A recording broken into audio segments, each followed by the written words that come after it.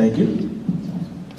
Parents, I'm talking to you on this one. I'm going to talk to you guys about what we can do together to bridge this gap so there's no confusion between youth and parents. The first thing parents should be able to do is invest time in their kids. Gina made a good point earlier. She was saying sometimes we feel like we're seen and we're not heard. Oftentimes we don't have those conversations where, how was your day at school, or, what are you struggling with? Because all we do as parents, we focus on things that you're doing good. But you also have to ask your kids, what do you need help?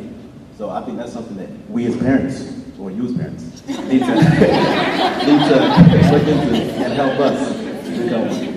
Another thing which I'm really big on is, get involved with kids, anything they do outside of academics. I know in our culture, we really stress school and getting grades and stuff like that, but there's other interests that kids have. My brother and I, we played high school football. My parents came to this country, they hated the sport, hated it. Why are those guys sliding on their backsides, those kind of things. But after a while, asking questions, learning about the sport, I can sit down on Sunday and watch a football game with my mom now, just because she's willing to open up and take time to learn, because that's what we're interested in. So you as parents, ask your kids what they're interested in. I know education is vital, but also arts, theater, whatever. Just invest time in doing that with the kids. Okay, yeah. It'll build confidence. If they're doing sports, arts, music, whatever, invest time in that, and then that'll help them. Also, we're in America now. Some of us feel like certain things that we practice in our culture are kind of outdated. I'll give you an example. It's practiced back home, but we don't do it much here. That's polygamy. Where a man can marry 2, 3, 4, 5 wives, we feel like that's not right. So if you guys can talk to us,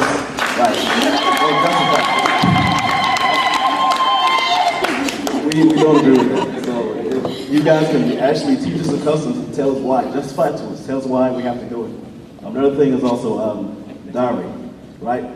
If you want Kaku men to marry Kaku women, why do you want them, when they marry the girls, to pay for the traditional marriage and also pay to buy your daughter? You're crippling them before they start off their marriage. So those are things we want to be. Yeah. Those are things that we feel passionate about, but we need to explain before we can accept it. But that's all to got to relevance. 2014, we're in America. Certain things just need to be cleared up to us. Thank you very much. I'd like next speaker. Ms. Lydia Jacobson. Thank you, Moses. Okay, so just to touch on what Acheng and Moses spoke about, identity formation is crucial when it comes to decision making. It's what helps us make wise decisions. If you have a high self-awareness, you're more likely to make decisions that impact you in a positive way. So, before we launch into pregnancy prevention, I'd like to try a quick exercise. I feel a little tension. So I'd like everybody to close their eyes for just about 5 seconds. Go ahead and close your eyes, everybody. Okay, go ahead and open them. Look to your left, to your right. Nothing's changed. Other right. Yeah, other right. Nothing's changed. That's an exercise I like to call a reality check. Things are about to get a little real, okay? So be a little open-minded. Now let's try to stay that way through the next few parts. So leading into the first part, candid conversations, meaning open conversations about love, sex, and relationships with your children. And as emphasized earlier on by Gide, this needs to start early, because the fact of the matter is, if we don't get this information from parents, it can be misguided by either peers, the media, as mentioned earlier, just anything out there. Think about it. When you're in the privacy of your home, you turn on the TV, you're bombarded by sex. Radio station, internet. You step outside in school, kids are exposed to it. At work, you hear maybe lewd jokes, comments about sex. It's there. So it's time to stop ignoring that. And then also, you want to establish rules and expected behavior. I know my parents were really good about this. They were really strict. I can appreciate it now, but then it was not that great. I know the worst was, next thing you know, you're on your toes. You start seeing stars. After that, you have a moment of clarity. You see what's right and wrong for about 10 minutes until you act up again, right? So, you also want to teach them responsibility. Again, with discipline, you teach them responsibility. You act this way, then this is the consequences. Okay, and then a strong work ethic. It's nice to know that mom and dad are there as a safety net if something goes wrong. But as your child grows older, they should be able to stand on their own 2 feet. You want to know that if they're halfway around the world, they can make it on their own. Because the reality is, mom and dad will not always be there. So when you teach them a strong work ethic, you teach them responsibility. And then, I won't touch on this too much. Moses mentioned it. Get involved in their lives, not just the grades they're making. That's not building a relationship with your child. You give birth to a child, or you conceive, that does not necessarily mean that there's a relationship there. To form a strong bond, you have to get to know your child. And that way, when issues come up in your child's lives, they can openly discuss that with you. And then, you want to understand the sources of influence. Again, as mentioned earlier by Gire, there's the media, and then there's peers. Based on how they're influenced by these 2 sources, they act on them. So, and then when you get social media, anything goes. So, worst case scenario. Maybe you've done the steps outlined before, but your teen comes to you and says, Mama Baba, I'm pregnant. Teens, hopefully you do not put yourself in this situation. If you do find yourself in this situation, what you don't want to do is hide the pregnancy. I mean, obviously you can only hide it for so long, right? You want to tell your parents, full disclosure, who the person is, all that. Not all the details, but you don't want to hear it through rumors. Our community has this thing called shamarat. And by the time your parents get to hearing about this pregnancy, it's a twisted story. It's some spelling has been added to it, basically. And what you don't want to do is to be defensive or disrespectful.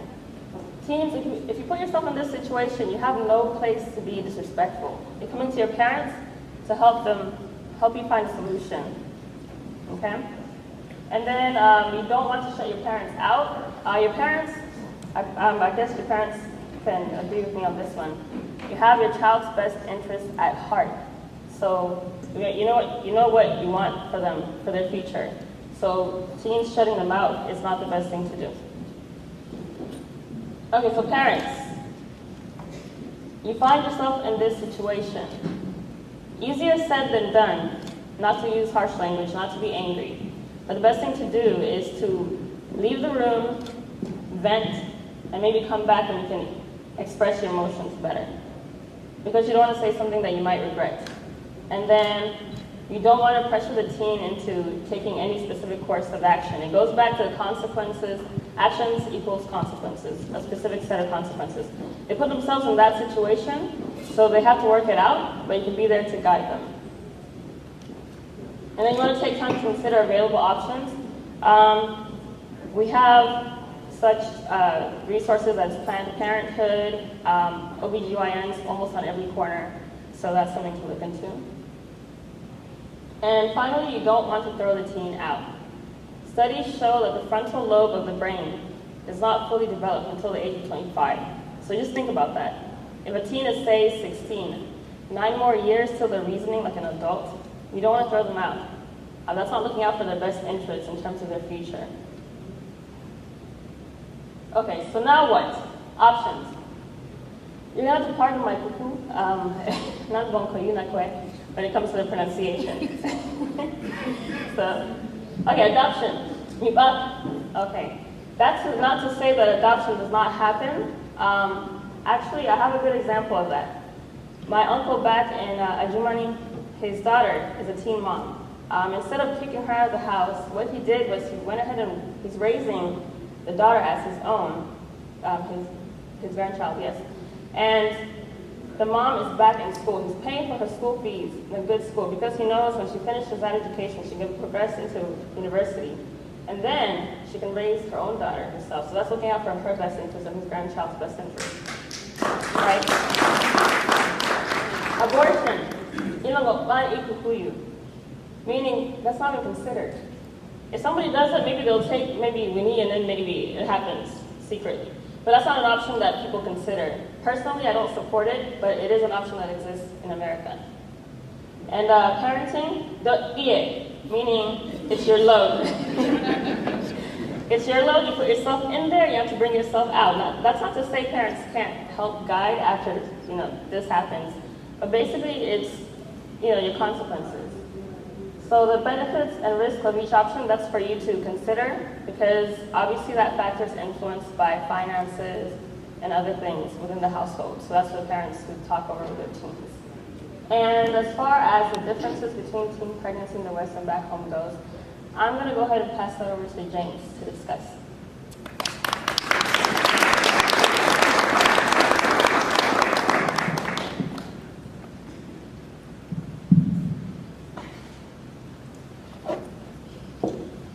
All right, the difference between pregnancy in the West and back home is pretty obvious because at home, we're more accustomed to the idealistic, cultural, and traditional views. But when we leave the house and step outside into the outside society, then we're going to accustom more to the westernized ideals and how people view those.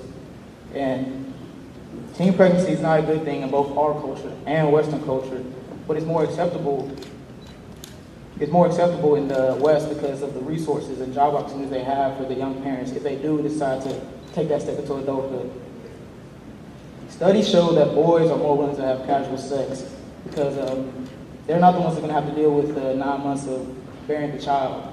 So my thing is, if we stress the same standards and values that we put on our girls to our guys, then we can, we can have them play their role in owning to their own responsibilities for the choices they made, because if they don't own to their responsibilities, then maybe they'll have to deal with the illness or, the baby coming itself. We live in a time where sex drives society. So to better guide our children, parents, you guys have to understand today's culture and how media and the outside world impacts us on our lives. And once you understand that, then you can better guide us towards the narrow and straight path that we need to reach our goals.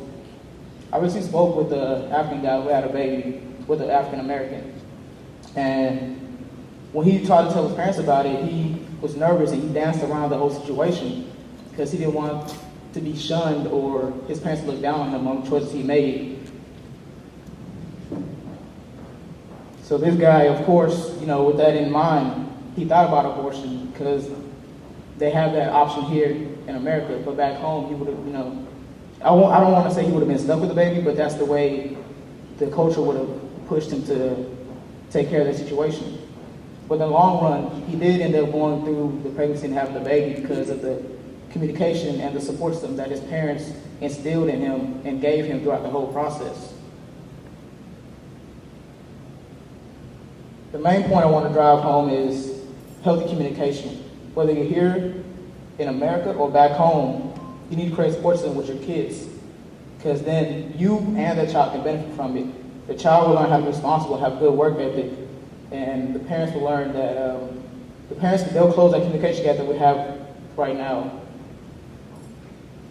We also need vivid talks about sex, love, relationships, and all the ups and downs that come with each. It should be a give and take conversation. One should talk, the other one listens, and also be open to each other's point of views.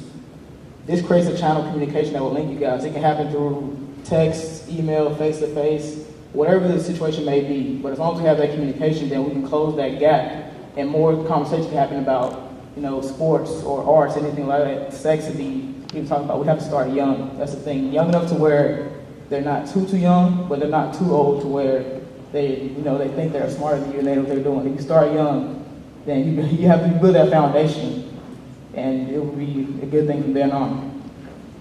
And also, don't dismiss us as being stupid, lost, or westernized whenever you have these conversations. Because when we talk to you guys, we actually want sincere feedback. And if you dismiss us, then from then on, we're gonna shut you guys out, and it's not gonna be a good thing. So, how can we close this gap? You know, like I said, start young. Talk to them about anything and everything. Because once you build that foundation, it's hard to break that foundation. And once you have that support system going through from when they're young to when they're older, they're also going to come to you with their problems, no matter what the problem is or what's going on in their lives. They're going to come to you because you are the biggest influence in our lives. And if you continue to uphold us in our good and bad times, then we're going to continue to come to you with all our problems. And thank you.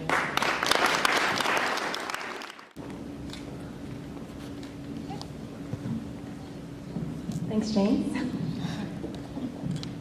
So, if you're pregnant, or you might be pregnant, or you're thinking about engaging in an intimate relationship, I'm going to be talking about some of the facts and options that you need to know.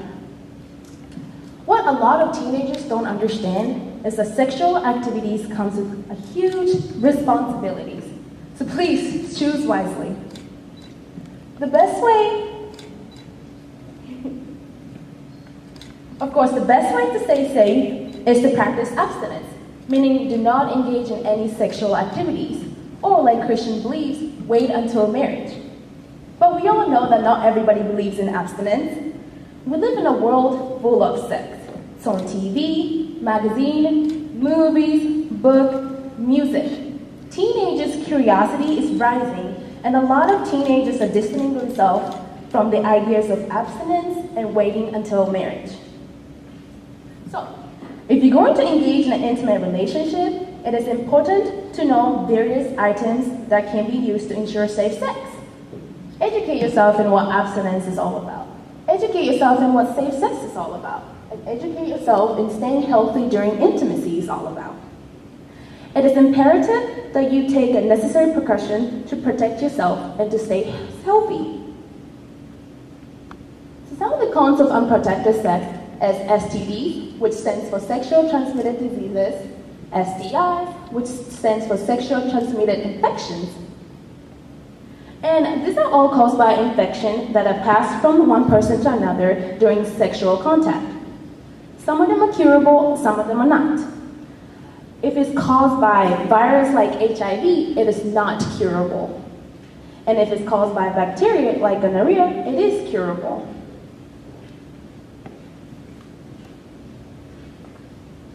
So, here are the options of practicing safe sex. Condoms. It is the most effective way to prevent HIV and STDs. What it does is that it reduces the risk of transmitted diseases by blocking the exchange of fluid during sexual activities. And this is usually used by male. And others are like birth control. It is mainly used to prevent against pregnancy. I say mainly used because there are women out there who use it for other reasons. What birth control does is that it releases hormones into your body that keeps women's body from releasing an egg, because without an egg, you cannot create a baby. When it comes to birth control, it is important to take your time to figure it out what type of birth control works for you. Some of the types of birth controls are pills, patch, shots, sponge, vaginal ring, implants, cervical cap, and IUDs.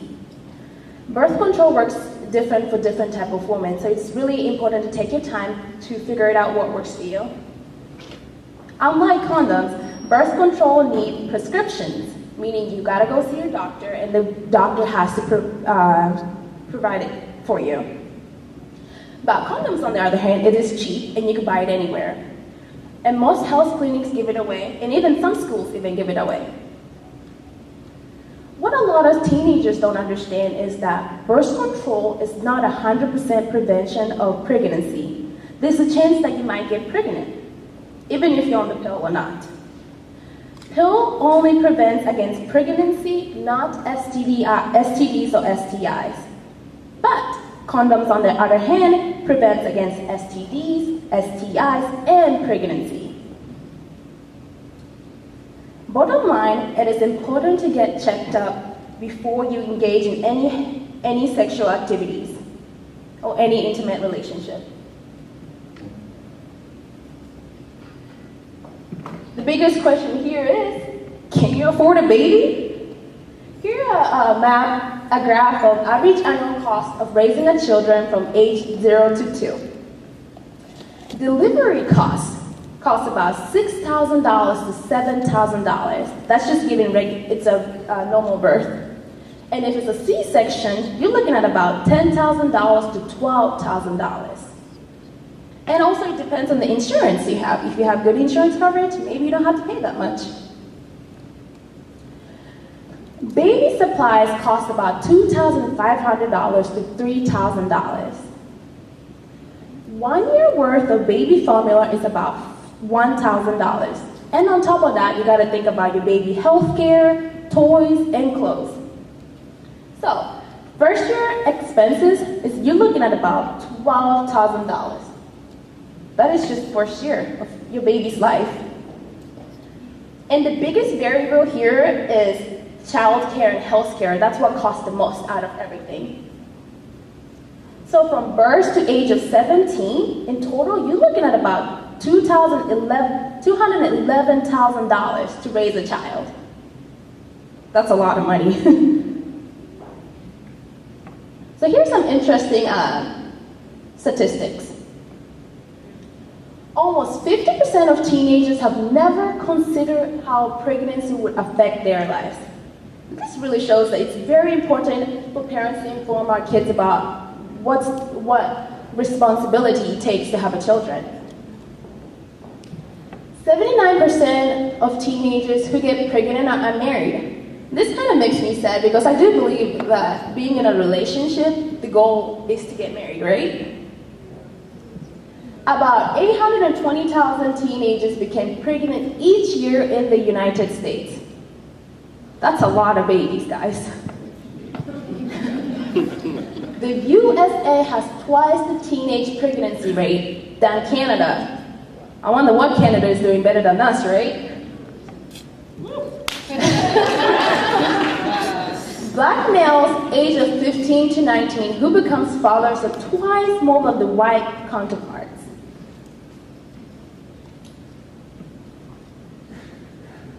In the 2008, the teen pregnancy rate among African Americans and Hispanic teen girls aged of 15 to 19 was over 2 times higher than the teen pregnancy rate among white teen girls of same age group. This kind of makes me sad because we're talking kids from 15 to 19. They're not even 20 yet. So if you are pregnant,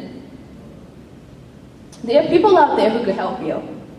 This is some of the available resources. There's Planned Parenthood, pregnancy hotlines, you can see obstetrician, gynecologists, community centers, and then there's a lot of information available online. You can even check it out, PlannedParenthood.com.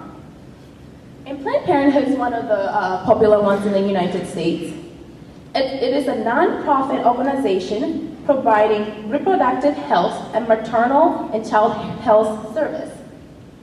What it is an organization which lobbyists for pro-choice legislation, comprehensive sex education, and access to affordable health care in the United States. They will help you every step of the way to tell you what pregnancy is all about. They help you with health insurance, all that. They'll help you every step of the way.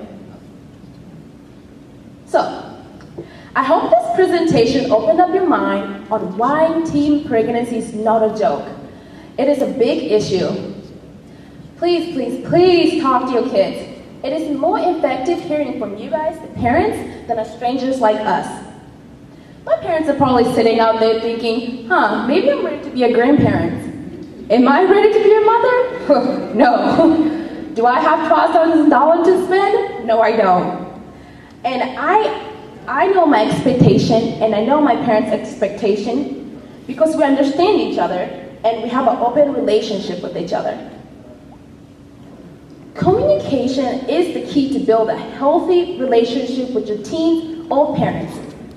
And strengthening of this relationship will help you thrive in the future. Thank you.